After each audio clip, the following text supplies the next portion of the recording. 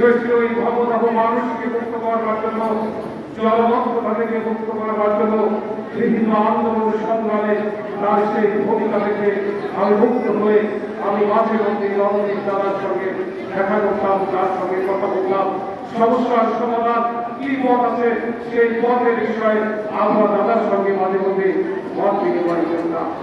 কথা প্রসঙ্গে দাদাকে একদিন বলেছিলাম যে দাদা ওই আমডাঙ্গা খাল, আমি যখনই বলছিলাম আমডাঙ্গা খালের কথা, যে আমডাঙ্গা খালের এই যে প্রসার এবং আমডাঙ্গা খালের সংস্কার এবং আমডাঙ্গা খালের জমি অধিগ্রহণ করে ইউনিয়নের খালের দ্রুত সংস্কার করার প্রয়োজন, যেটা আপনি বারবার বলেছেন।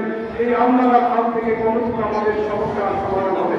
সামনে সাথে দাদা বললেন ওই আমডাঙ্গা খাল নয়, এটা নদী, এটা নদী, এটা নদী, ওই চিৎকার করে উঠে আমি বললাম দাদা এই আমডাঙ্গা খালটি কেন খাল নয়, কেন নদী?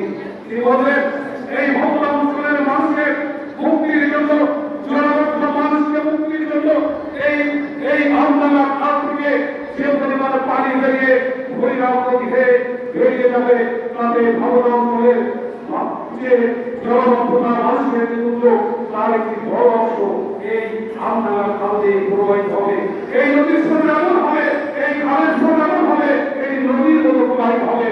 সেই কারণে আমি বলছি এটি খাল নয়, এটা নদী, এটা নদী, এটা নদী। তারপর গত কয়েক বছর পূর্বে আমরা এই ভবদাহ জনবদ্ধ এলাকার মানুষকে দুর্গতির বিরুদ্ধে দুর্গতি থেকে মুক্ত করবার জন্য রণজিৎ দাদার নেতৃত্বে লাভরা শঙ্কর ভাষা হাই স্কুল চত্বরে একটি বিশাল মানববন্ধন কর্মসূচি পালিত হয়েছিল।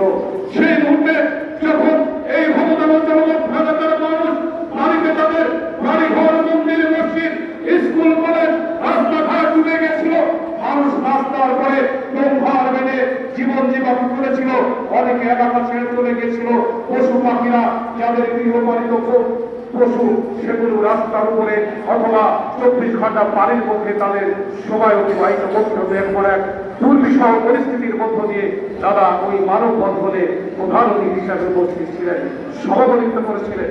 দাদা এই সংগ্রামকে নিষ্পন্ন করবে রাখবার জন্য সেদিন কি মহোদয় এসেছিলেন, আমি দাদার পাশে অবস্থান করেছিলাম, সেই সংগ্রামে আমিও অংশগ্রহণ করেছিলাম। কি সাহেবকে বলেছিল, কি সাহেব এক সপ্তাহের মধ্যে ভবনার পানির নিষ্কাশনের ব্যবস্থা করতে হবে। আমাদের হলে আমাদের গ্রামে মহিলা, আমাদের গ্রামের মেয়েরা, আমাদের গ্রামের মহিলা আপনাকে ঘুরিয়ে পানির বিষয়ে কিন্তু বেঁধে রাখবে কি সাহসিকতার পরিচয় সেদিন রণজিৎ দাদা এই নিপীড়িত প্রাণীবন্ধী মানুষের জন্য রেখেছিল।